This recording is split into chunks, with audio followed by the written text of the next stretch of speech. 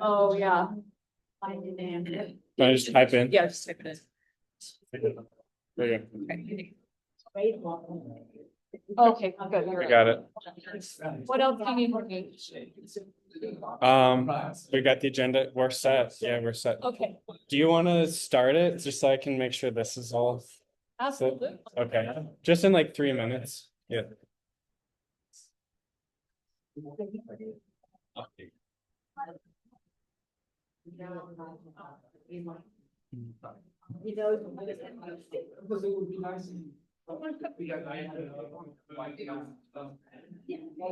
So it's yeah, you can join and then just because then we're keep the best. So why it's not in those central city. Yeah.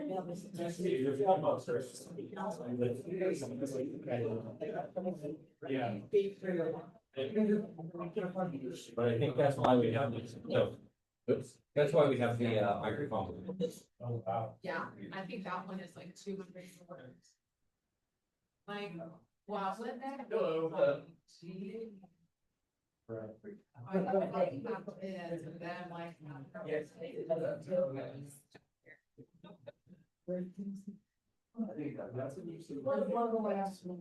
Yeah.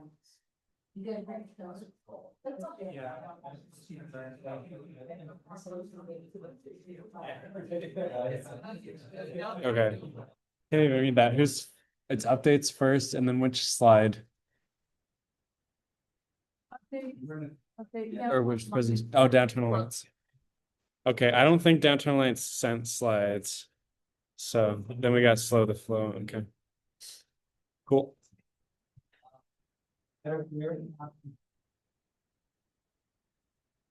That's 6. We want to give it a minute? Yeah, just like Send it. Oh, it's sent as a Google Drive link. okay. Yeah, I got it. I got it. Yep.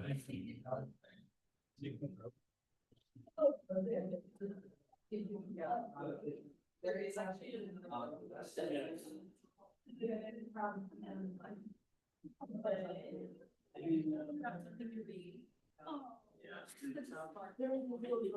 Are you logging into the Zoom? I'm logged in, I just, but I can't mix it up again.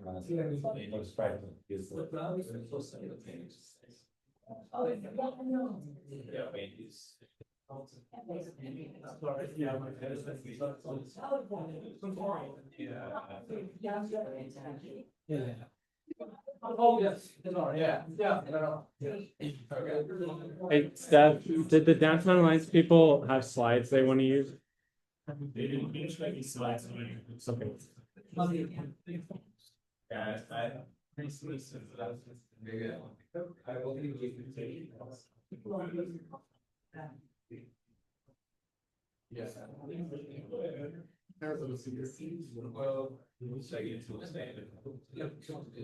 Yeah, I'll start recording. Let's see. get started. Yep. They do have some slides. Yeah, slides. Okay, you can send it to me.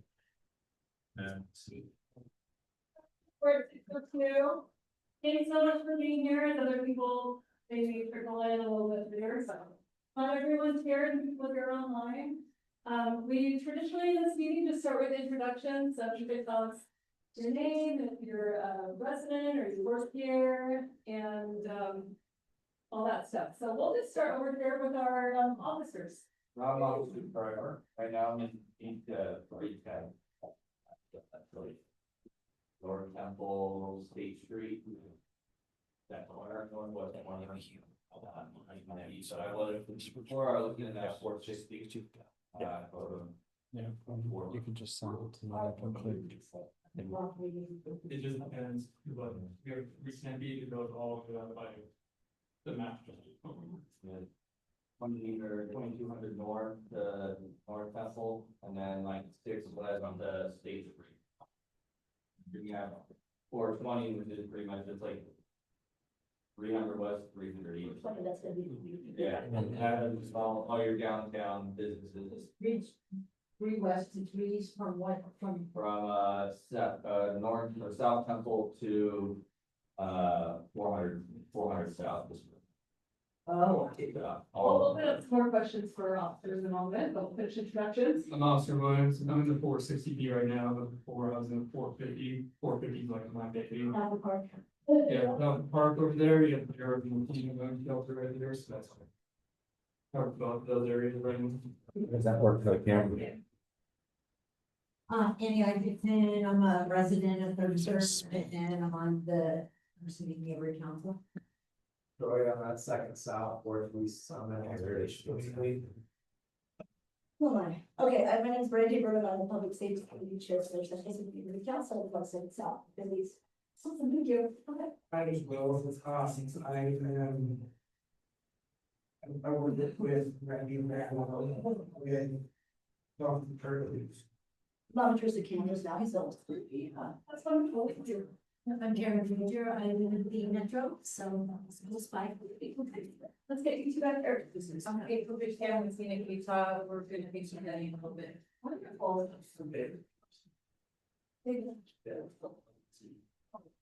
Great, thank you. I'm Clara, I'm presenting for Growth of Flow tonight, but I actually live right across the street at the Stevens at Library Square.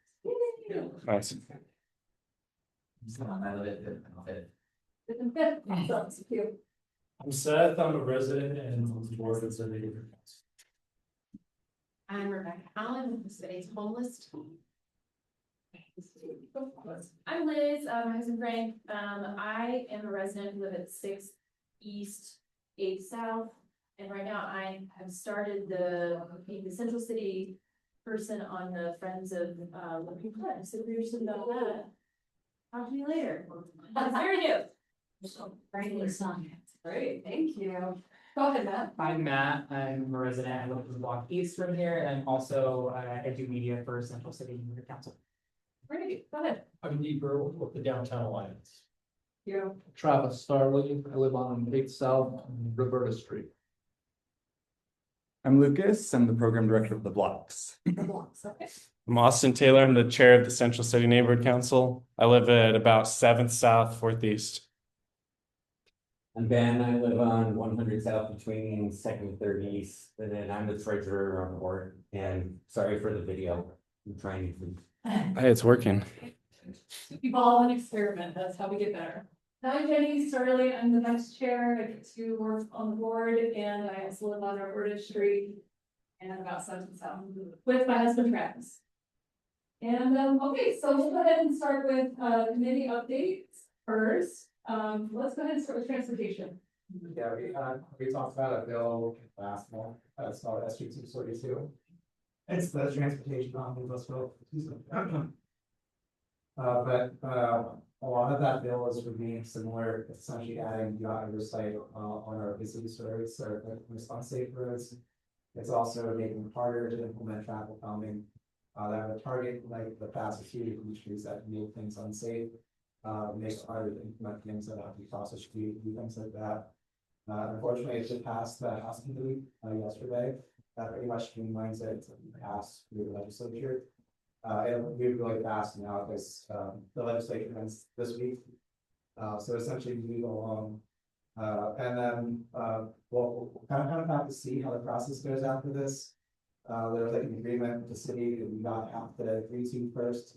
That's part of the bill, and then there'll be just a process for each project from there on, as far as I know. There's a lot of unknowns because it's pretty big and it's something that's legislative. It's not going to know the details.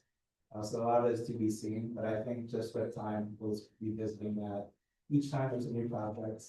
But there are little streets projects and continue, we're not sure what's happening to those right now. But as soon as I know, I can send them updates. Are there any questions on that bill? I know I brought it up a couple of times, but it's confusing. And it's a lot to look into. It's not something that we're used to seeing inside like state legislative.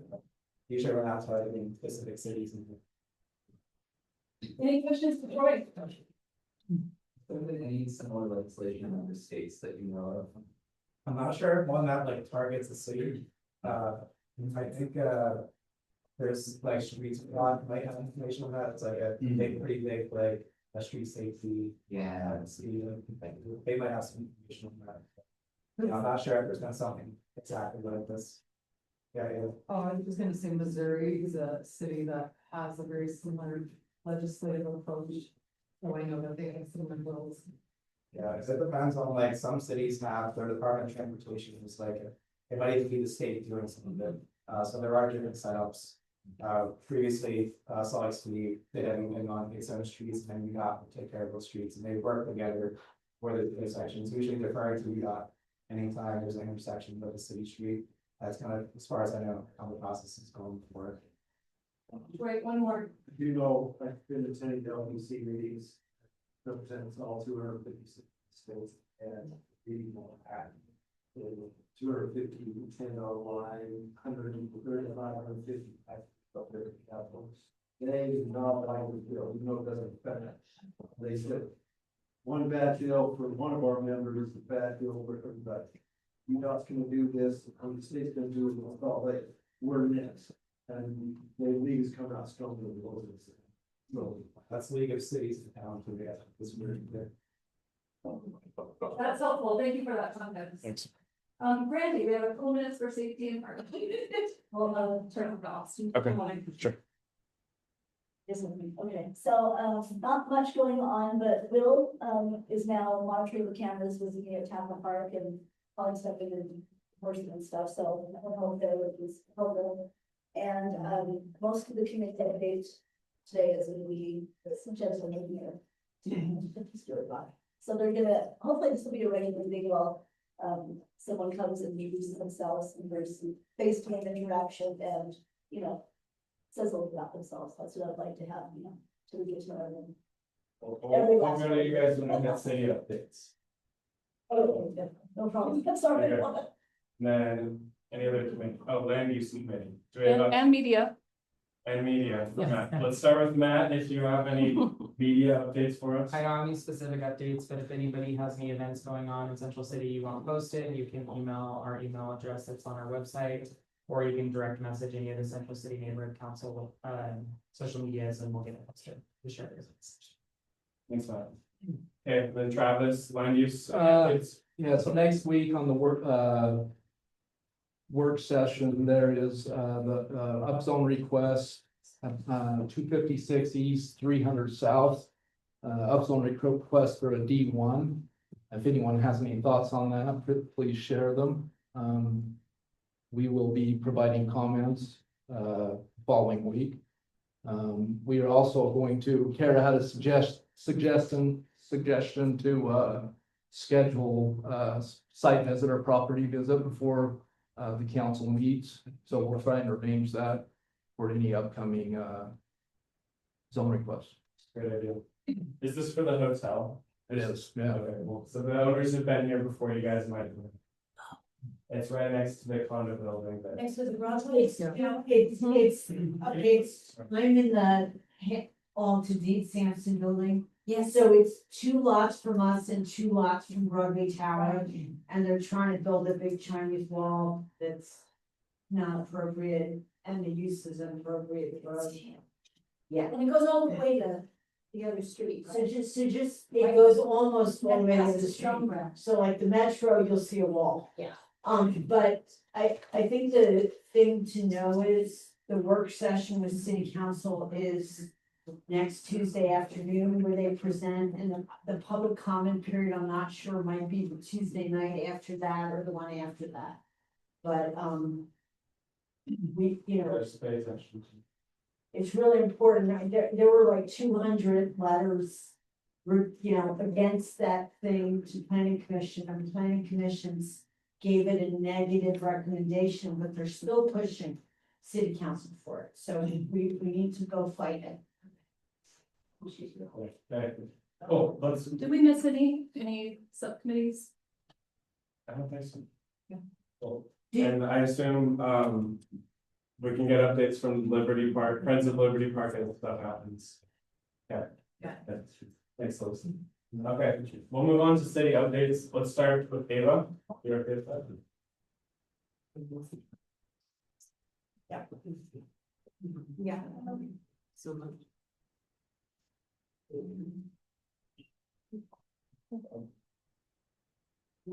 Thanks for having me.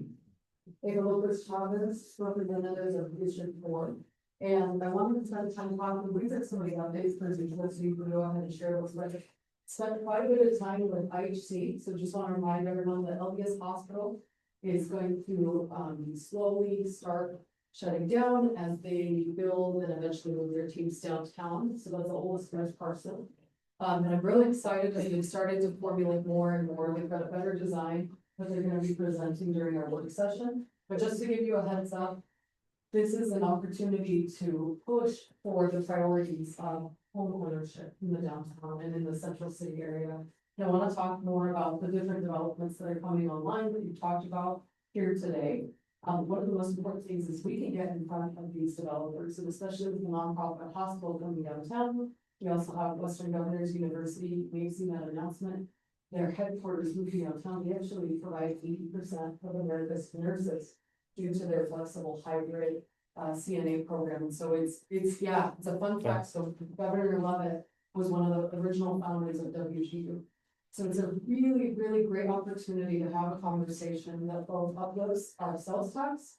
It both brings in more residents and anchors them. And these are professionals of all different ages that are helping our healthcare systems. So I'm really excited. It feels like this is a really great gesture and I think just an inflection point for the downtown. We talk about how industry often needs the central city in the downtown area. So this has been really good for us to have a conversation with the youth. A lot of students go simultaneously go to the youth, go to the med school or go to pharmacy school, whatever that may be, and then come and serve in our communities.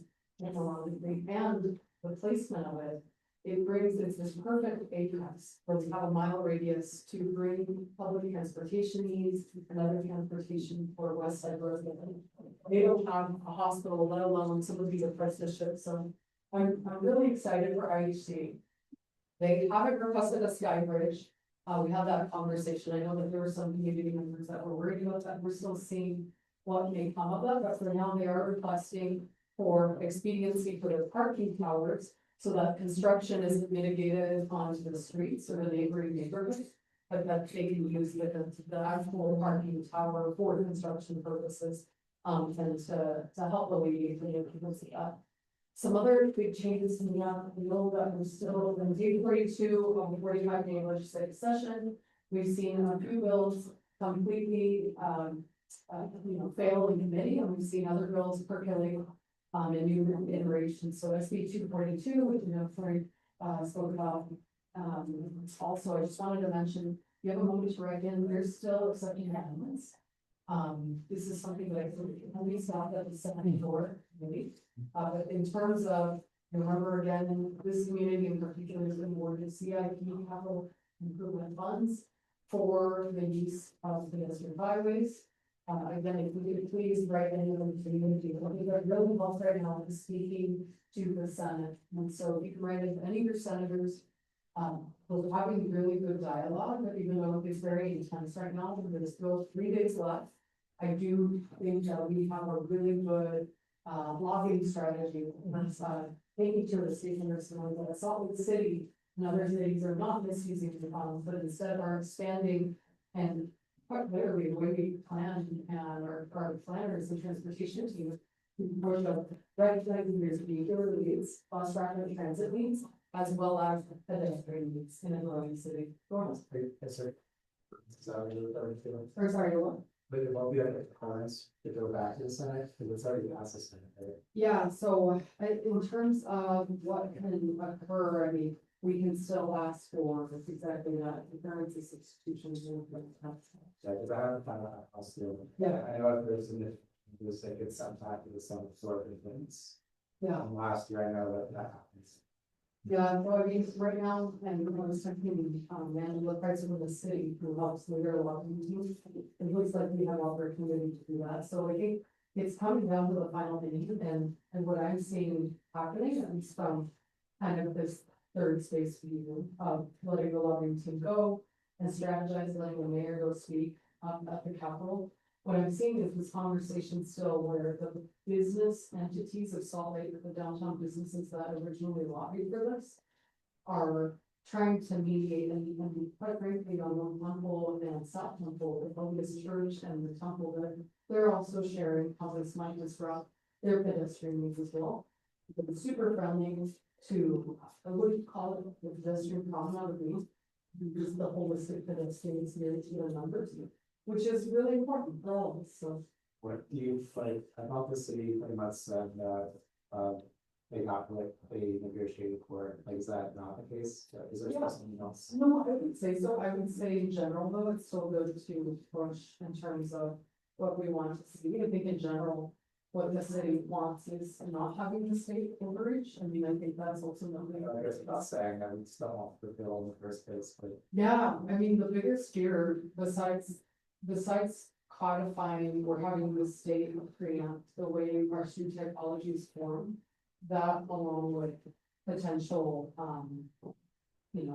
undoing of current infrastructure, I would say is ultimately the lead tax. For our street tax, that's ultimately what here is, if you take away that fund, you really can't raise enough taxes to make up that difference, so. It's kind of looking for places there, but for now, I would say it is in a good spot, it could be in a better spot. Yeah, absolutely. Can I ask you a question on this? Yeah, please, go ahead. Wasatch Front Transit to Trails Program. So it says the object process we have requested a Wasatch Front expansion of this program. Would that include getting us something from Salt Lake City to Park City? No. Yeah, so that would be different, these are pretty. We have to look into what could be moving more of that, I definitely know there's urgency to see the RT with the bus rapid transit systems expand further in the Park City, but in terms of trail or tracks or any other public transportation that I'm aware of, that's not inclusive of that. Okay.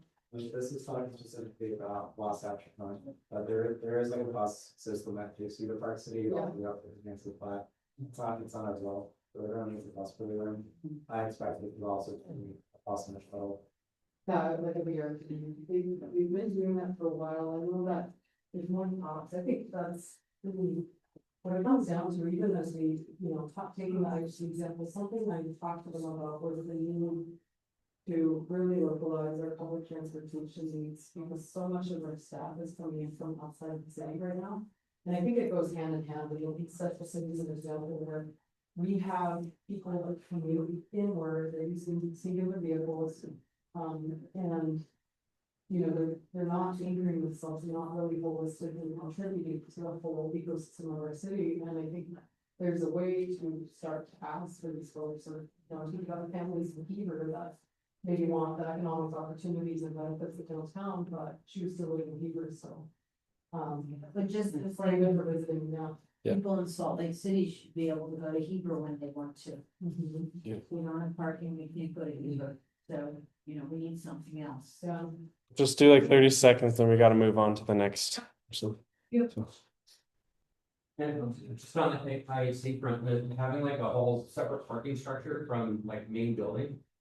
Like, how is that affected by like our zoning changes where we're not gonna have parking that's gonna be on the street, and why is it like, did we haven't been encouraging to like incorporate the parking like below the building and integrate with the building more? Yeah, so that's a great question. So one is they will come with a zoning request. So that's what they're asking for right now, starting to have conversations to expedite that process.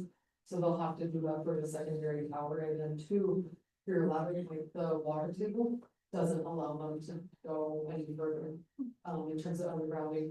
So this is their first hospital where they usually put their lab underground. They won't have an underground lab. It's all ground floor and then vertical growth. And then the separation of parking is actually very good.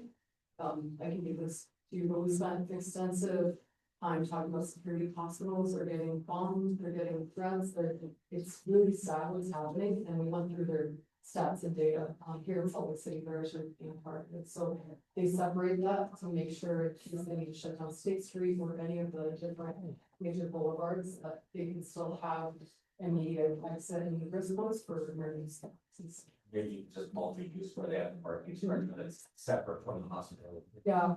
Yeah. So, I mean, the biggest. we gotta thing move is on, that- sorry. Yeah. Sorry, guys. You can talk more parking after this. Okay, Rebecca, thanks, Ava. Rebecca, any updates? Okay, I crossed my bed at St. Mark's. So it'll be a great thing. Co-hosted all of our resource fairs this year. So yeah.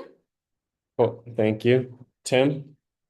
Real quick, there's a watch party going on over here at the Civic Center. The Paralympics are being shown out here, so come down and enjoy. This weekend, we have a surprise guest that won a gold medal from the Paralympics Olympics that will be joining us at noon. If you get there a little bit earlier.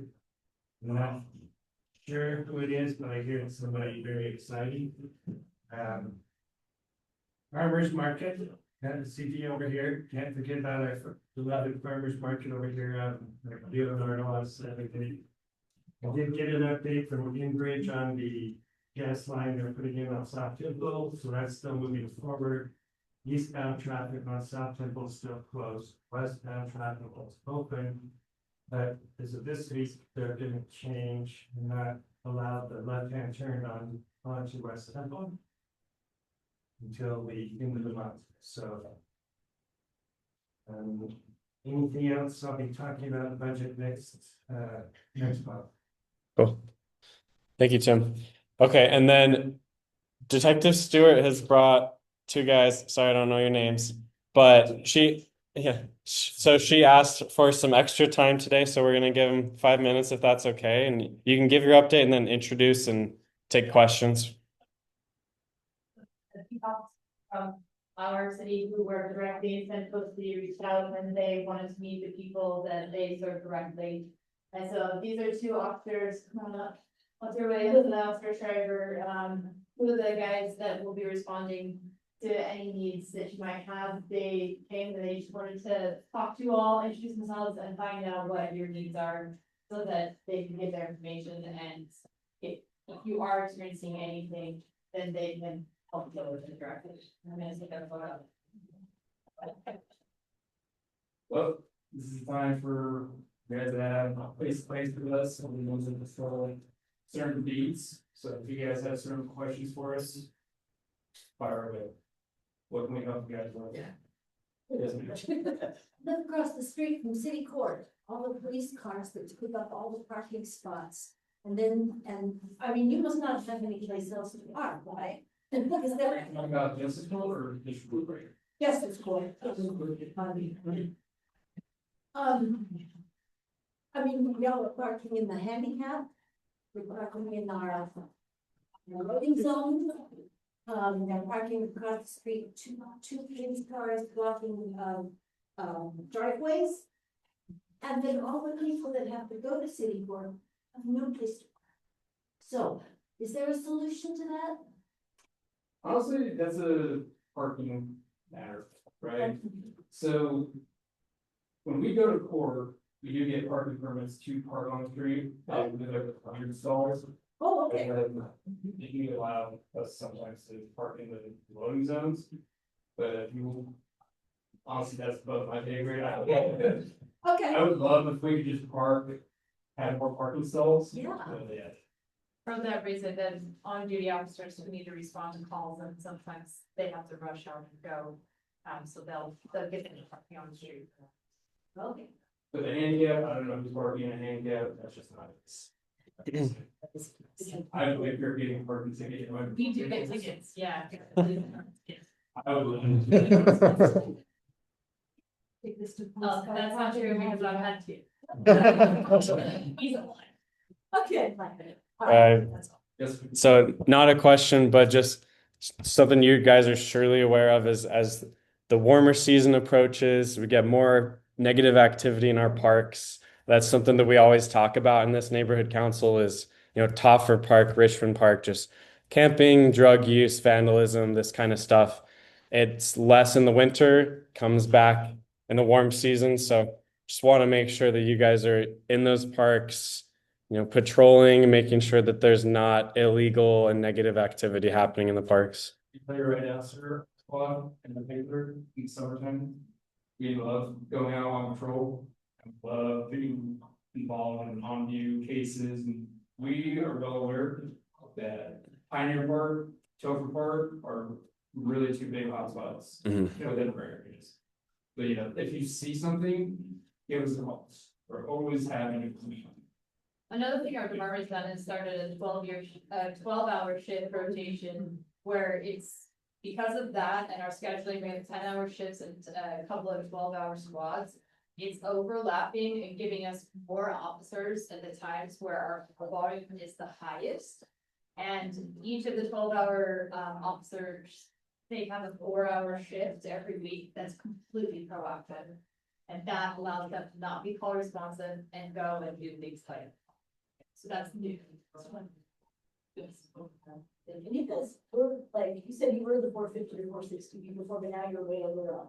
Well, I'm in 460 now, but I've been in the 450 zone. Because you guys also have staff, just use it as you there's a whole bunch of, you know, different positions or needs and stuff. Yeah, big predictions. They don't want to, usually they want to stay with their family, but Yeah.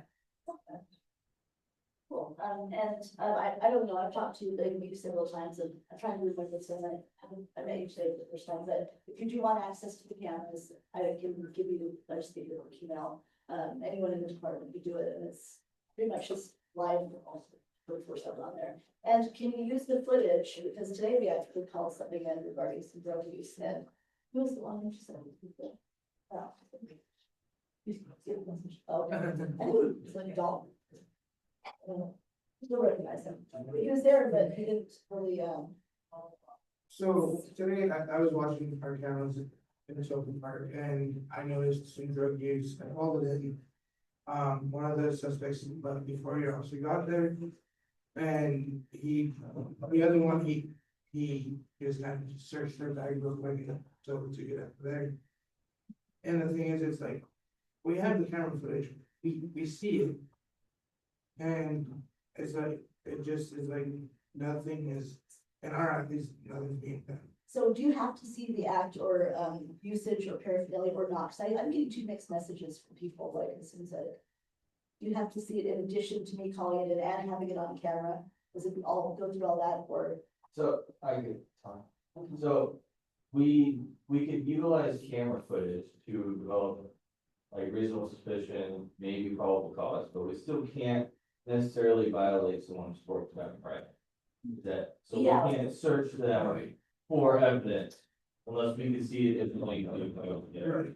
that makes sense. So we can investigate. Fentanyl, but they don't have the paraphernalia on them, and you can't prove that they took fentanyl or whatever. No, that on camera, and I can show it It's to in them. that. Yes. You Do you have to see them? So even if they have a crack pipe, right, and they're smoking fentanyl or crack cocaine or whatever it is. Yeah. Right, and then they stuff it in their purse, right? We still can't violate someone's rights necessarily to search them. So it's more of showing up, having a conversation. Hey, we see you smoke, right? And having that conversation, try and get in to there, and sometimes officers get scared to violate someone's rights, right? And there's a line where you can get in through consent, you know, there's a way to have a conversation about it to then persuade them to show you that they're not committing any crimes and that type of stuff. But we just can't, So even if getting video, search through their stuff. If it's outside, then we could take action. If it's inside things, we cannot manipulate that, go through all their stuff.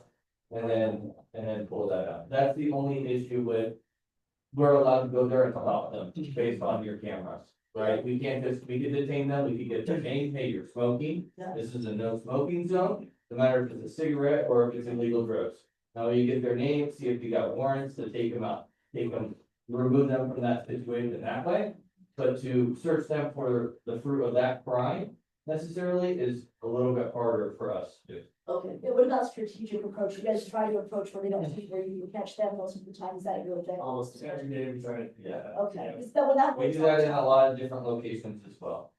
That seems to work effectively when the officers approach it, they don't have time to like, what they're doing, I think they're doing it. And let's end, last question, and then let's move on to the next thing. I have a question. Awesome. What, as residents, what information can we communicate to help you be more effective in your work?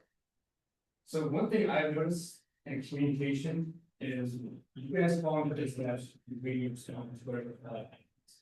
So if we have a suspect, if you can get as much detail as you can, try to remember what they're wearing, what they look like.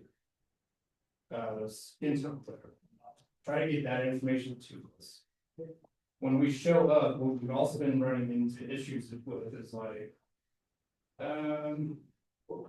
people are like vandalizing restaurants and breaking glass, whatever. So we'll go to the restaurant or just something. The restaurant's like, no, we don't want to do so many charges, we should not. Well, then it kind of ties our hands like, well, you don't want us to do anything, but we also, you want him gone, so we can't really hold them accountable, and then it happens just over. So we're asking from the community, if you guys are gonna call into us. And something happens to like the property, your guys' lives, please press forward with it, and we'll discuss that on scene with you guys. Be like, hey, this is what the process looks like, going to court, what happened, that's your version. It does, yeah, that's very helpful. As a victim or a witness, definitely follow through the. Because we can only do so much, like if it's not happening in our presence, so like drug use, right? We can't really do much. But then that comes down to you guys of like, hey, we saw it, this happened to me, we'll do our investigative stuff, but if it doesn't happen on the back end, then it should go all scot-free. I understand some people want to be very humane, like that's why they don't want to press charges, but understand that a lot of times the only way that people are going to get the help that they need is if they're going through that legal process. I've had some people that have been pretty grateful that I pressed charges because it's got them off of,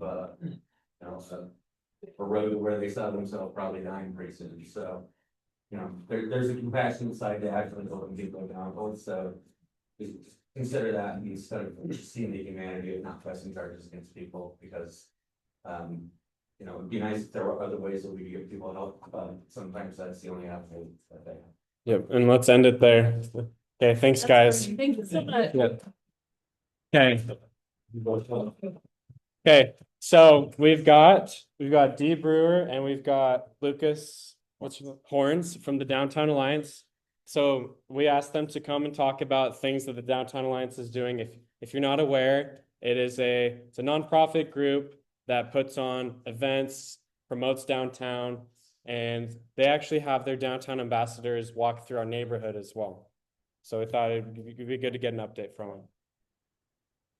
Yeah.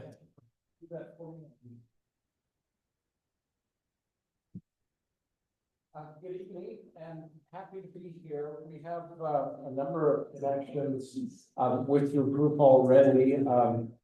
Councilmember Lopez Chavez is on our board, so is Detective Stewart, who was here. Tim is always a great help to us as well. And we have other friends in the audience who serve. Seth is on our blocks board. A little bit of context about who we are and why we do what we do. We're funded by commercial property. 30 years ago, they got together and said, we want to invest in downtown, higher level of vitality, safety, and make downtown a better neighborhood. And so they pay a levy on their property taxes, and that is what creates the sort of baseline funding for our organization. So we're primarily funded by that assessment. We're charged with vitalizing downtown because downtown is the urban core for all of us, but also really 400 miles in every direction, right? This is the downtown. Nowhere else will you find the density of bars, restaurants, symphony, opera, ballet, dance companies, etc. Downtown vitality creates visitation, and visitation creates spending. Spending obviously helps downtown businesses and property owners, but that spending also generates tax income that supports all of our neighborhoods and the rest of the city as well. So we promote what is happening downtown and we create programming. Next slide, if you would. I took some slides I presented to council the other day and reordered these for what I hope is useful to you. But I think it gives you some context. We measure success in terms of customer days. We call a customer day anytime someone spends 90 minutes or more downtown. Okay, so all of us who live downtown create a lot of customer days every year. And people who work downtown create a stack as well. But people who do not live or work downtown create 63% of the customer days downtown. So those are people who come down for dining, come down with a ticket in their hand for Eccles Theater, Rose Wagner, for jazz, for Mammoth. So our downtown economy is really driven, it's a visitor economy. But we all reap the benefits of that visitor economy too, because your favorite restaurant probably wouldn't still be in business if they didn't also have that stack of visitors who are dining there as well. So just wanted to make that context. So we're charged with promoting what's going on downtown. Our colleague Josh Jones has a robust communication network, nearly 300,000 social media followers. That's more than some of our local TV stations. A weekly newsletter, if you want to subscribe, downtownslc.org is our website. You can subscribe to that. Josh gives the best of the best every week of what's happening. Next slide. We also do a lot of media relations, just promoting what's going on and also responding to questions about what's going on. Next slide. To mention our ambassadors. They work in concert with homeless services. They work in concert with the police force. They work in concert with businesses. They're on the street every day. They help move people in crisis into services. They help businesses who are, think of the small business owner who shows up and he's got somebody who's either camping or creating a disruption on his front door. They help mitigate and help that person move along so that business owner can operate. And they also have a hospitality function to help people find their way to places to eat and things like that. So we started this program in 2017. A few years later, the city asked us to expand it into other neighborhoods, and we're in 4 different areas now as well. We can go to the next slide. I presume you see these folks on the street. Tell them hello, tell them thank you. I said they help move people in crisis into services. They hear no 1,000 times a day, but they do a lot of good work. Last year, they saved 17 lives administering. Next slide, if you would. We're very proud of our farmers market. It started 35 years ago in Pioneer Park. We moved our winter market to the Leonardo. We were very concerned about moving our market. We've always said the best way to kill a market is to move market. Well, I'm glad to tell you we were very wrong about this. We are thriving at the Leonardo. We are our vendors are enjoying higher sales. Different people are finding us, and it is going very well. And that's very important to the whole ecosystem of our market, because that our market sustains over 300 vendors in the summer. We've got about 70 in the winter, but those who can operate through the winter as well. That is a wonderful urban and rural connection that without the sales platform that we provide, they simply wouldn't be able to operate their farms. So we're very proud of that. Next slide, please. Looking into this year, we need to determine an optimal location for the 2026 summer market. We're working on that because Pioneer Park will be under construction. You may have seen the news this week that renovations are being made there. We expect to be in the streets and in parts of the park on 400 west, on 300 south, and then parts of the green space there. Next slide. Also in this year, we'll be continuing to pursue a public-private partnership whereby the mayor asked us to consider, what if the Alliance managed Pioneer Park? What if we had ambassadors there every day, putting out tables, chairs, portable ping pong, reading materials, managing that park to a higher level of activation and thereby a higher level of safety and participation. That park should be used by everybody. And there's a little factoid. We have some data sources where we can geolocate who's in what spaces. Last year, about 65% of all the visits in Pioneer Park happened on 21 days. The 21 days of farmers market. So we can do better in that park. We can activate more, which will make it a safe and active place for everyone. I'm going to skip over the next slide. This is we have proposed possibly creating a location for our winter market in Pioneer Park. We continue to have those conversations with the city. We started this process last year. What we've determined so far is it's going to be more complex, which translates to more expensive, and we'll see what we can actually accomplish there. But that is something we continue to work on. There's one little picture. If you would go to the next slide. Yeah. I mean, we would love to be, this building would not just be used for the farmers market, but will be a community space available throughout the week and for many other functions, and a home base for our management of the park as well. You know, you can plan for a lot of things, and we have a robust plan, but sometimes stuff happens, you have to respond to it. You can go to the next slide. We didn't plan on a fire on Main Street last year, but it happened. And the community rallied. Community raised $500,000 for those employees. So we were very pleased to be a vehicle for that.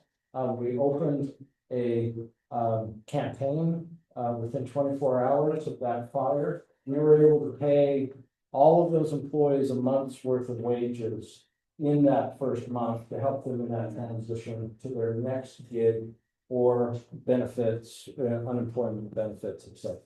So that is to say, by funding the platform that we have, it enables us to maneuver and do some things that are important. In this next year, if you go to the next slide, we're doing an intake with downtown stakeholders. There will be $10 billion in investment downtown in the next decade. I'm talking about the entertainment district. I'm talking about the Rio Grande district. I'm talking about the university coming downtown, and various other investments. We're leading a conversation so that the community can say, this is the downtown I want to live in 2035. These are the things I hope we see on the other end of these investments. We look forward to bringing that survey and that process to you in the coming months. Let's see, next. Kind of a big deal in 2027. You probably know that the church is opening the temple to the world, an open house that's going to last 6 months. They estimate 3 to 5 million people coming downtown for this. Now, some have been really scared by those numbers, but I'm personally, and the Alliance is very excited about this because the potential spending into the downtown economy is huge. And it's spending in a very, that 3 to 5 million may be a big number, but it's about 3,000. They're going to be operating the open house 7 days a week, 12 hours a day. And so we're talking about 3,000 people coming through there and coming into downtown. So we estimate there's about $350 million in spending that will come out of this. Our plan is to have noontime concerts, draw people into the business district, to have evening events that Lucas and his team will be doing as well. To have our ambassadors at South Temple at temporary kiosks to direct people. This is a huge opportunity. In terms of economic impact for downtown, this is bigger than the Olympics. The Olympics is a marketing opportunity, very long and over a very long period of time, but it's only 17 days. This is 6 months of 25,000 people a day coming in to downtown in various hours. What month is that gonna start? April 2027 until October 2020. Next slide, would. Last year, we produced 161 different street activations. This includes artist-driven events like Sonder in the alleyway, the Echoes Theater, a rooftop dance performance, dozens of busker performances, free last hurrah events on New Year's Eve. We supported the Day of the Dead celebration on Hudson Street, the Nihon Matsuri festival in Japantown, a huge mariachi festival at Echoes Theater, and numerous other events. I'm getting into Lucas's territory, but I wanted to tee it up with you because these events attract visitation and spending, as we talked about before, and you can go to the next slide. We're putting more of our alliance money in this effort. Lucas has a funding source that comes out of the city and the county as well, but we're backing that with additional dollars in this year, increasing those opportunities. Lucas joined our team just a few months ago. Man, it makes me feel smart what a great hire this has been. And he's going to tell you about all the great things that they are doing that you can avail yourselves of. And happy to take questions after that about how we can all work together. So everyone, I just want to give a little more information on the blocks. Cool. Get through. And if you could do like 5 minutes. Yeah. Just a little bit about me. I'm a former dancer at Valley West. I started my career in the arts, went into community organizing, urban planning, all kind of converged into this role. I'm really excited to be here. Kai, who's on here, is our program manager. He also has a background in the arts. He's a visual artist by trade, but has worked for the Downtown Alliance for a number of years. We came over to the block side recently. Go ahead to the next one. Like Dee alluded to, Blocks is actually funded by the city and county. It's an initiative to promote the arts in downtown, really establish downtown Salt Lake City as the cultural and arts destination of the region. Go to the next slide. So we do that through 3 areas of programming or 3 areas of focus. One is programming, so we put on our own events, we commission public art, we do activations and concerts and things to really activate the public realm and bring art to the streets of downtown. Promotion, we promote the work of the many arts orgs that are already working in downtown. There are over 20 different arts organizations regularly performing downtown or exhibiting downtown. There's dozens of venues and music halls and theaters. So we're really focused on making sure that we're amplifying the work that they're doing because they're the ones that are making it an arts destination. And we want to make sure the community is aware of it. And then we do a little bit of our own promotion to just kind of like generate this sense of an arts district and things. And then lastly, coordinations. We work a lot between the arts groups to foster collaboration between each other and then connect where we need to government agencies or other movements or businesses. You know, we have the blessing of being within the Downtown Alliance who has really great connections to all these groups. Which is unique for an arts organization, so we can really kind of play that main role in making sure that the arts are part of the conversation of downtown development and ensure that we find programs that really lift everyone up. Next. We just thought I'd just rush through and keep you guys some time. A couple fun things to look forward to. Go ahead to the next.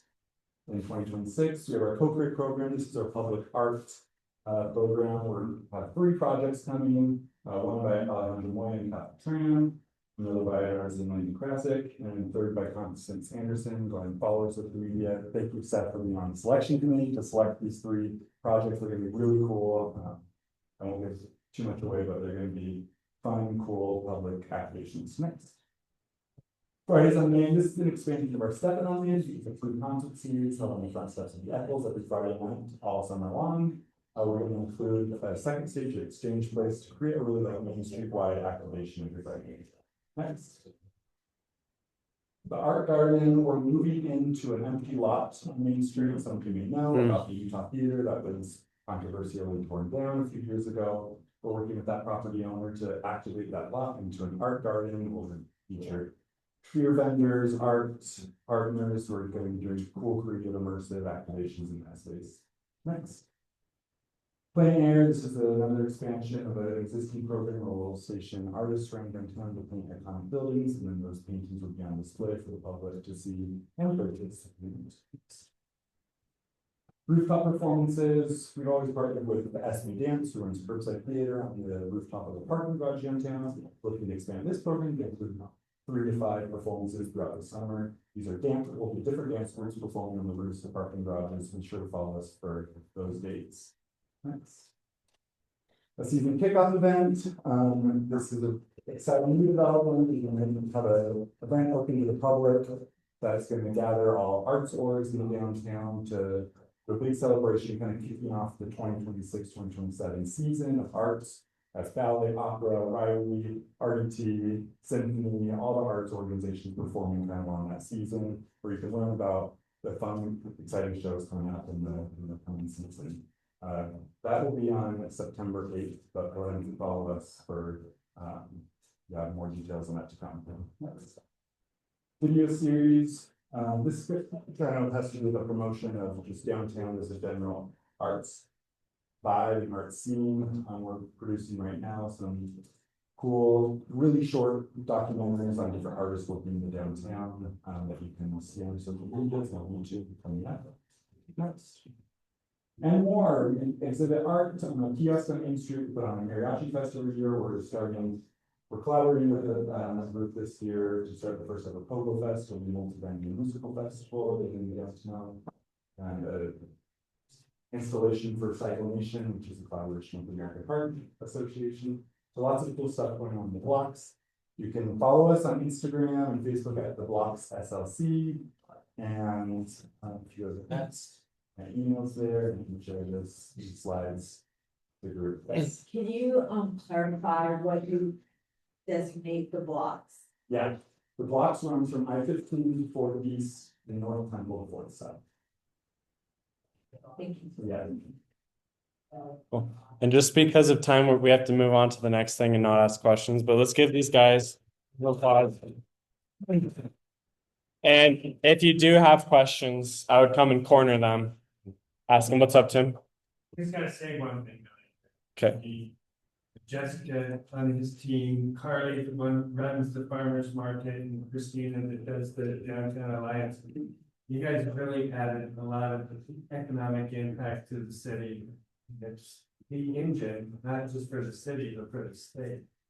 Just to back to your point, where people come downtown to visit and the tourists come in from out of state. That goes 50 cents of every dollar goes to the state from your tax, from your sales tax. 50 cents goes to the point of sale. So it's exciting when you're meeting 2,000 people to the farmers market every hour. And then that spurs off that economic. So I just have to say thank you to your team. You have a great team. Very proud of that. Thanks, Tim. Thank you, Tim. Thank you. We love working with you. Okay, so next up, we've got a group called Scenic Utah. So if you've been paying attention on 7th East, there's that Domino's of 7th South, 7th East, and a new billboard was placed into our neighborhood. And so that got some neighbors asking, what are the laws around billboards?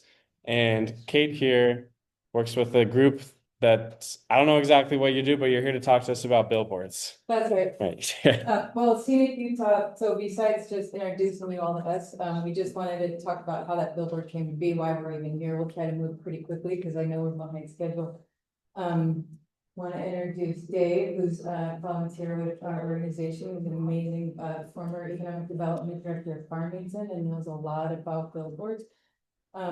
We are a scenic preservation organization. We don't just fight billboards. We're actually pro scenic beauty and scenic preservation and promoting beautiful aesthetic environments. We're a affiliate of a national organization called Scenic America. There are affiliates all around the country. We were the 50th one, not the 50th state, but they're Scenic City, Scenic Houston, all, but we're a statewide organization. But so how we got here and why we're here tonight, if I'm going to show the first slide. I saw Nicholas Brooks post on Facebook and he said, "Oh, Joy," and we looked at what. Got a couple calls from other people saying, "What's going on with this billboard? Why is this thing going in here?"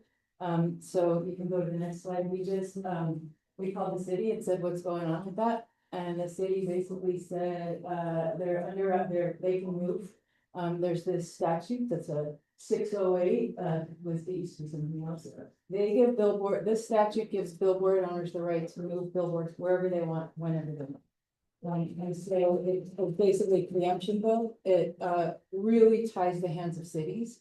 And that's why they had to allow this billboard.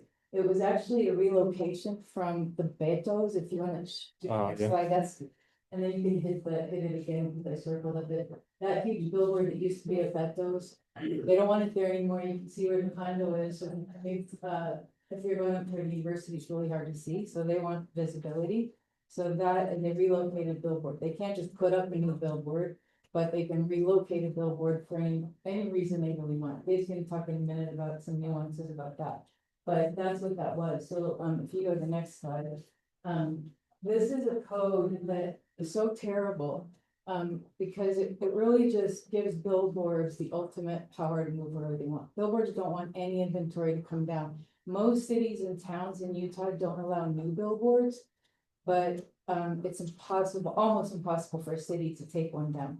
They take one down. If a city says, "No, you can't relocate it over here," the neighbors don't want it. The billboard company can basically force an eminent domain, force the city to buy it out. And most cities are not willing to spend the money, public money, to take a billboard down. So that's why it happened. There are no other businesses in Utah that are really that allow this. And then we've also looked at compared some states. I think it's the next slide.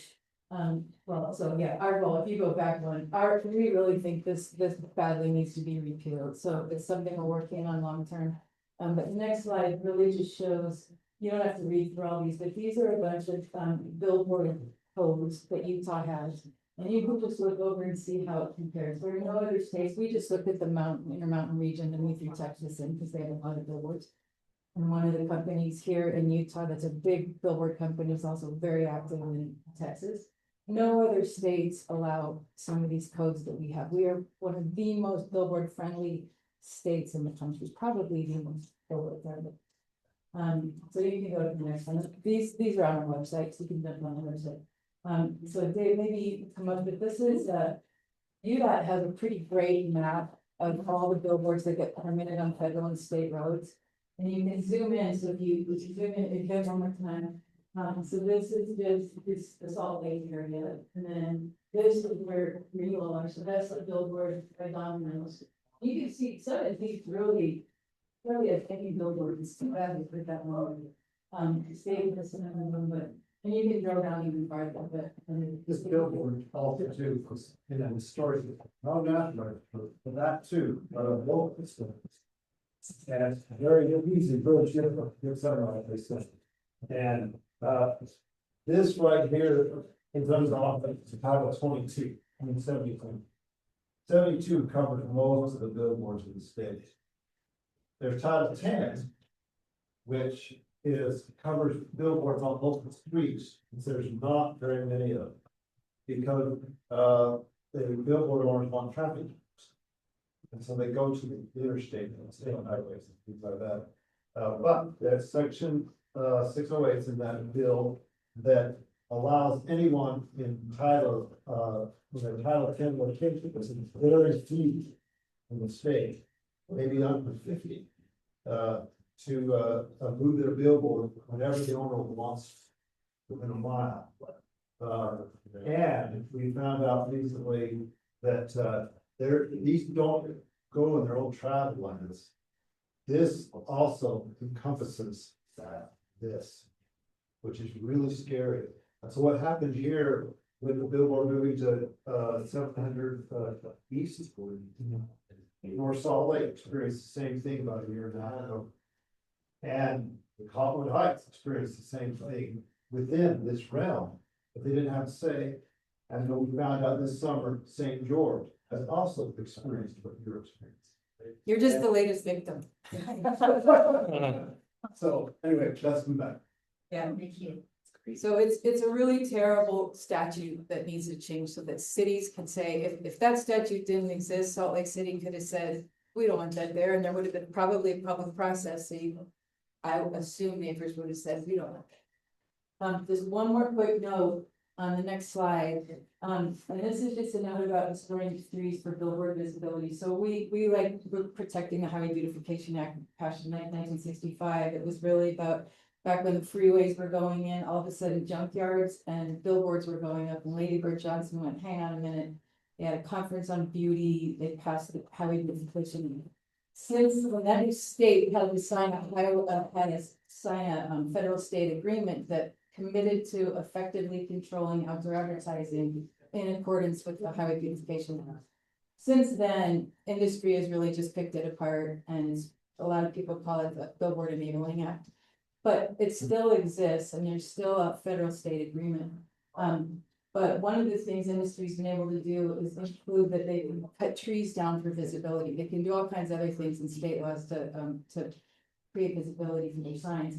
Utah is one of them. It was a bill passed in 1997. So if you go to the next one, so there's the Domino's billboard we're going to content on. If you're coming the other direction, there's all these trees in front of it. If you're going that's north, right? So you can see these trees are really starting to block it. And so if you're going north, it's kind of hard to see that billboard until you're kind of right up on it. And if you show the hit it one more time, so this is out, you know where the Lift House is, 7-Eleven at the mouth of Big Cottonwood Canyon. There was a billboard at the Porcupine Grill. Finally, it was a couple of years ago, somebody from Cottonwood Heights called and said, there's a new billboard going in, what's going on? The lease was up and Porcupine Grill said, get it out of here, we don't want it anymore. The Lift House right next door, 20 feet away said, we'll take it. Everybody's so mad over there. Hey, that's where it is, 7-Eleven's right here. Right through the season, I've been watching these trees grow. Couldn't really see them. I was there 3 days ago, whacked them. They just whacked them. And so we don't know if this is gonna happen, but trees that are on the public right away, they can come in and whack them down if they can argue that it was building. So something to watch out for. So we would just encourage you to, if they come out, say something to your city council, say something to your local representatives. We'll call you and ask them what's going on. When we went to the city, they said, well, nobody's really complaining about any billboard. I mean, it was on Facebook, it was kind of on social media, but nobody's calling the city going, we don't want it. And so they just said, well, our hands are tied. If there was people that were mad, they probably would have put up a little more of a fight, or at least informed people about why it's going in. But we think that law needs to change, and jump on our website, sign up, we'll have calls to action. We hardly send any spam at all. But we'll do calls to action that ask people that, we might have commented. Is there prohibition of the electronic billboards in the city? Yes. So some number of years ago, all of a sudden there were some electronic billboards going in, and the city realized it didn't have an ordinance that explicitly prohibited them, so they did a moratorium. So no new digital billboards are allowed in Salt Lake City right now. You'll see a handful of them. I think there's a conversation in city right now about allowing it in the entertainment district, amending the ordinances. We're opposed to that, but I think there's some people now on council that think digital's pretty cool. So that's a conversation that's coming up, but we work a lot around the state with dark sky communities that are trying to really prohibit it. So yeah.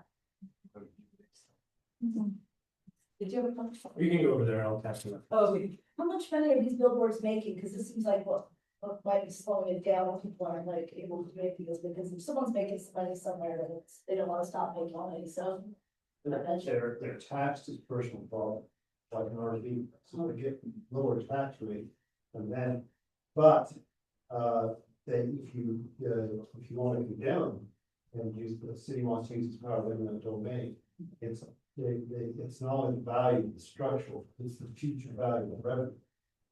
And if they need to condemn a gas station because they're widening a freeway or something like that, they don't, but, 7-Eleven doesn't say, oh, it's the future value of the next 20 years. That's impossible. No other use gets treated like that. So the billboards are treated like that. $1,000 for that, I'm just trying to get it. To build a new billboard is about 375, 400,000. And then the revenue that goes with it. You have to make monthly fee for it too, to like. You mean if you're an The leasing, your property owner, it's not very much, but it used to be back in the 80s. Well, 90s, used to be like 70,000. But a lot of advertising companies they've told us that when somebody comes to us and says, we want to advertise, we don't think billboards are the best bang for the buck, but people like to see their faces on their one call, that's all, you know, like. So, but, Does that help to contact the people that are advertising there to let them know what the community thinks? there's a guy who is actually on our board, who for years has been, really trying to work with advertisers in these communities in Orem. Just say, hey, you're ruining your neighborhood. So they, we don't go there because that's kind of, you know, purchase interference, you know, so, but there are people around who are going, I'm not ever buying a Mankey blanket. I'm one of them. God, do you have some champions in the legislature that are into It's this? a great question. I mean, so every year we go to the Hill and fight another bill. And because industry, the billboard lobby is so powerful over there. We're huge donors to not just political campaigns, but to the parties. And so it's a big money tap. We do have some champions. People tell us privately, I really hate them, but this is really, really hard. There was a bill this year that was really terrible. Dave did a lot fighting this bill, getting the word out. Cities and towns are sort of most important constituents in terms of trying to change the world on this stuff, because it's cities and towns that call, they know their representatives personally, sometimes they go, what are you doing over here? So we have a really active, we have lots of champions in city government. But legislature kind of, you know, they don't like to, But they pay more attention to that city council member mayor calls. Yeah. The rest of us, when we now call, they have an intern just logging them, but a lot of these people are in personal. And they're widening I-15, putting their lane on both sides from 600 north all the way to Farmington to Station Park. And the 6 South Haves County communities and Salt Lake somewhat, they bound together and we formed a little lobby this legislative session. And we were ready to jump, but the league was our champ, the League of Cities and Towns, and they derailed the bill for now. So it's pretty good. and that bill, so we counted something like 46 billboards will have to be removed because of the freeway widening, 36 to 46. And one of the things billboard companies can do and have been doing is when they relocate billboards, or also, even if it's a non-conforming billboard and it's old and it's a non-conforming use, that they are relocating it, rebuilding it, remodeling it, making a huge bright V sign instead of the ones on the 3 legs, and sending UDOT the bill. And what we found out is UDOT's actually paying public money to help them upgrade it. So we're outing them on that because public money that I think most people wouldn't be that psyched about spending. So a whole bunch of this research is what we're really digging into, but why you guys ended up with that terrible bill, like we said last latest victim, it's happening all over the state, but see that stuff happening, call people, get mad. Up on our website. Thank you for. Thank you, guys. So I bought my driveway still from the hall, thanks for listening. All right, so moving on, we've got Rachel Lake, great last name for this, with Grow the Flow. And she's here to talk to us about water. Okay, so I'm actually Clara. Okay. For For Rachel. So I'm just a volunteer for the club, so not Rachel, but this was put together by Rachel, who works for Grow the Flow. Grow the Flow is a nonprofit here in Utah, really focused on really working in our backyard here, the Great Salt Lake, which I'm sure you have heard a little bit about. So I first got started working with the lake about 1.5 years ago, because my background is kind of in like healthcare, and I'm concerned about like how it has an impact on them. So you can go to the next slide. Okay, so it looks like the text is a little bit funky, but hopefully you can kind of read it. Okay, so here's where we are with the Great Salt Lake. So as you probably know, the levels have been declining, and as recently as 2022, we hit a record low. And why is that concerning? As the water we see that exposes a toxic lake bed, which has lots of nasty stuff in that dust, and when there's wind, that picks that up and we breathe that in. So obviously we want to do something about this. The Great Salt Lake is a really interconnected issue, so not only does it have a really direct impact on our health, the health of our communities, but it also has, I mean, think of all the wildlife that's out there. Okay, that was just worse. Never mind. I don't have the font. It's someone's custom font. But yeah, so it's a really important safe haven for birds as they kind of migrate through. It also plays a really important role in our snowpack. So the lake has a really big impact on our snow, which has been kind of a problem this year. So we care a lot about this issue and we want to do something about it. So you can go to the next slide. So this is an example of how the Great Salt Lake directly ties into a big financial moneymaker for Utah, which of course is the ski snowboard industry. So on the top here is what the really healthy snowpack looks like, really clean and white. And on the bottom here is what can happen where there's a lot of dust picked up by the Great Salt Lake. This can actually settle on that snow, and that kind of absorbs sunlight, and it speeds up the melting, and then obviously just leads to the worst snow conditions. So this has a real financial impact here and directly in our recreation. So you can slide. But we've also seen in other cases where saline lakes have collapsed and been really devastating to the swimming community. So you may have heard of Owens Lake, and if not, Owens Lake was a much smaller lake. It was 1/15 the size of our Great Salt Lake, and this was in California. And it collapsed due to water use. Pretty much all of the water was shuttled to LA.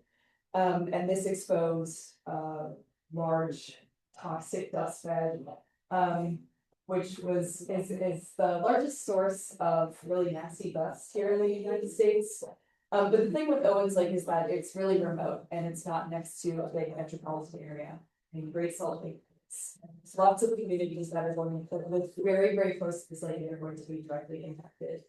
Next slide shows, I think if there's a video, you might be able to. No. Okay. It's supposed to be a video of a dust storm, so you can. If I go like, let me see. If I go like this, I might be able to get it. Oh, yeah. Okay. The time-lapse video of a dust storm coming in off the lake. So you can see we're looking west here across Salt Lake City.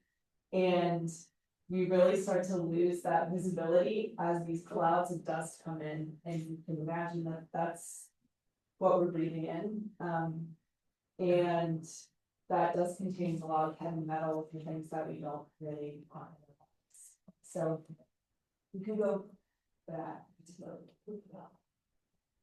this is just another video of another dust storm. I think this one was actually taken on Salt Lake City, but I think pretty far south. So this dust cloud doesn't only, like when there's dust storms, it doesn't only affect Salt Lake City. I think, I mean, it can go, there's some metrics, but I think within a couple of hours, it can go over the Wasatch Front and even into like, they can even reach out other, I don't know, but it can travel really far. which is not good. So what do we do? It's a really scary issue, and I think because it's such a big issue, we see that we don't really have a clear plan of action. But we at Brother Flow think that we can really solve this, and the way that it starts in solving this is with community. So next slide. Okay, so Grow the Flow does a lot of, not only are they kind of like a community organization, but they also do a lot of research. So this is some graphs that were based on the research by the Great Salt Lake Strike Team. So this is researchers from USU and the University of Utah, and they really are trying to get accurate predictions of what's going on with the lake and what we can do to help fix the lake, which is essentially just put more water to the lake. So what do we need to do? And specifically, this is really on our minds now because of the Olympics in 2034. And if we want to have the Olympics here, we need to have good snow. And if we want good snow, we need to deal with the lake right now. So on the left here is a graph kind of showing what happens if we do nothing. We continue functioning as we are functioning with the water use that we are currently consuming. Essentially, what this is showing you is that by 2034, there are 61% chance that we see serious adverse effects in our lakes. And there's a 1% chance that the lakes help. Okay, but if we increase the inflows, so increasing water to the lake by 800,000 acre feet per year, which is a lot, by 2034, there's a 47% chance that the lake is back to its healthy levels, and that there is a 0% chance of negative adverse effects.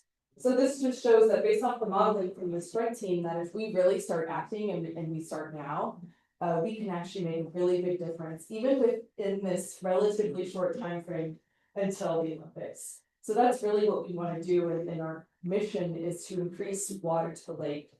And how do we do that? So next slide. So how can we make sure when the water is going to the lake? Well, it's of course not an easy problem to solve because there are lots of people who have lots of different stakes in water from the lake. So we are trying to take at Brother Flow kind of a all of the above solution, and in particular kind of work with it from a nonpartisan angle. So one of the top priorities for improving the amounts of water that's going to the lake is water market reform. So this is essentially making it easier for people who have water rights to lease them back to the lake. Because currently a lot of those, if you have water rights and you want to do that, it's a really, really long process. So there are bills currently being voted on that hopefully will streamline this, but we're kind of at the tight end here of the legislative session, so I don't know how it's going to go this year. We also think that beyond just thinking beyond just agriculture, there's also, we know, a big impact from our municipal consumption, and that includes the residential consumption as well. So a couple bills in the legislature have pitched kind of regulating turf installation and also incentivizing like no overhead sprinklers, things like that actually use a lot of water and lead to a lot of evaporation. And all of this requires, of course, a lot of funding. So we want funding from the state and maybe the federal government, given some current happening conversations there. To support these changes in water leasing to essentially help transition our farmers and also just our cities, our towns to a more sustainable way of life. Next slide. Okay, so generally, Grow the Flow strategy kind of takes these four arms. So of course, policy is where we really need to make a lot of changes, because that is, if we change the policy, then we can essentially help people act more responsibly with their water and be more conservative with their water use. And then these other three arms are kind of what drew me to this organization. So we're really interested in kind of these three things that connect, which is growing support, empowering the public, so making sure that everybody's voice is heard in this process, And also, I think just making people aware of like a huge difference that an individual can have in this situation. And also just being open to innovative solutions and recognizing that we need to fund research to be able to figure out how we can help this really heal. Okay, next slide. Okay, so in the context of the legislative session, which is almost over, so you know, we can think about maybe for the next legislative session, maybe some more like direct policy actions. But in the meantime, one of the great ways to really make a difference here is to really develop a personal relationship with your legislator. I actually went and lobbied at the Capitol with Grow the Flow a couple weeks ago, and I got to see one of the other lobbyists who had never done it before, got to go out on the floor and talk to his representative and tell her essentially whether or not to vote in the bill, which was just a level of like individual impact that was so crazy to me that I didn't think was possible. So I think building a personal relationship with your legislators can really make a big difference here. And then once you have that personal relationship, you can talk to them about your concerns and what you want to see from them, what action. And of course, Grow the Flow also is like a volunteer-based organization. So if anybody's interested in getting involved with helping get more water to the lake, Grow the Flow has a ton of different opportunities for lots of different skill sets as well, which is really great. Next slide. Okay, and there are some QR codes here. If you guys want any links to finding your rep or writing letters to representative and legislation to support. Again, this is a little bit late in the process, but we'll make the best here. And then I think one more slide, it's the last one. Okay, so we really think that Grow the Flow, we're trying to come at this with a positive angle. That we could be, no one has ever really saved a lake from collapse before. When that's ever happened in history, it has collapsed and caused really devastating impacts, but we think we're catching it early enough in this process and have a lot of movement behind it, and we think that we can be the first ones to save a dying lake. So if you want to get involved, you can scan these QR codes and learn more about our organization. And I'm also happy to answer any questions. Thank you, Claire. Thank you. We have up to 5 minutes for questions. So if anyone has questions for Claire. How much does the dust that comes off of the lake bed contribute to the inversion? Is it able to separate that with? Yeah, solution? so I'm sure that there is some data on that. I myself don't know off the top of my head. But I know that like during a dust storm event, I'm imagining that most of it's coming from the actual dust, but I think in some cases, a lot of times the inversion is a lot of like car exhaust as well. I'm sorry, just wondering if there was a contributing factor. Yeah, I'm sure like there's a lot of people like with the Great Salt Lake Strike team that do a lot of like air quality research. I'm sure they have some figures on that, but I haven't. And then like water rights are in Utah are pretty much like you have to use them, otherwise you lose them kind of a thing. Yeah, I think so as part of that legislative thing, like having an option where they can, instead of using it, they can yeah. So essentially you're not incentivized, like if you have the water right, you kind of, why would you not use it? So with some of the bills right now are really trying to change, just making it easier to lease out your water. So you essentially, if you know that you're not going to be using this water, you can actually be paid to direct it towards the lake. So yeah, there's not really an incentive process right now, and I think there's a lot of movement back. kind of currently distancing. Yes, yeah, exactly. Why would you not use the water? I suppose. On this question, research thing, I did a flowering park strip last summer and it was awesome. Because the park strip faces, I'm on a corner lot that faces south, lots of bees and hummingbirds and water snakes. I took a little video. It was awesome. My daughter studies management and restoration of aquatic ecosystems up at USU. So I'm making another contribution to society as far as my daughter.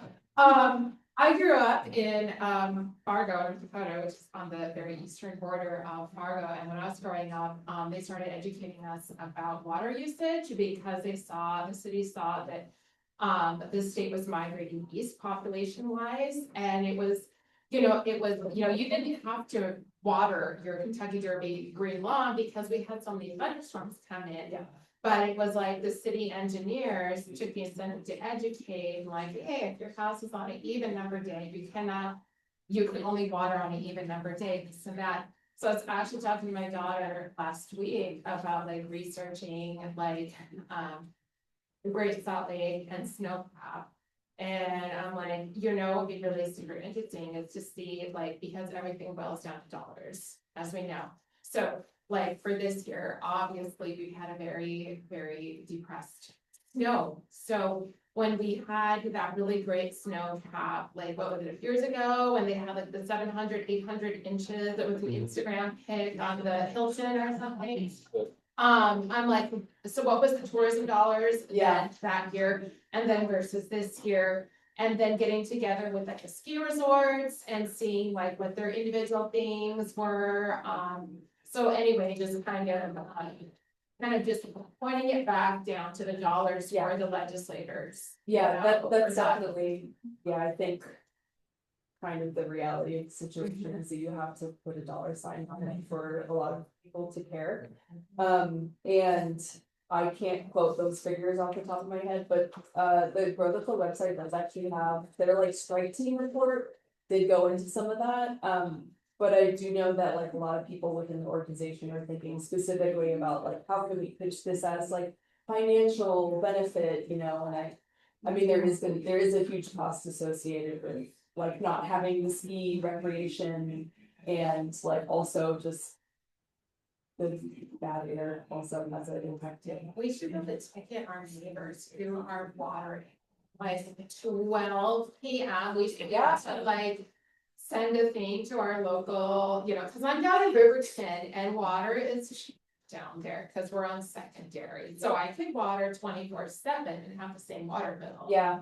That's I don't know what the status of this was, but I know that there was some legislation to essentially like have like different levels of water prices. So like at your base rate, like whatever you're gonna use in your house, you have to pay X amount, but then if it's like excess use outside, that costs more. So there's also some legislation for And that's a tax credit something for doing like waterwise stuff for our house. I don't know. Yeah. Well, gotta end it there. Thank you, everybody.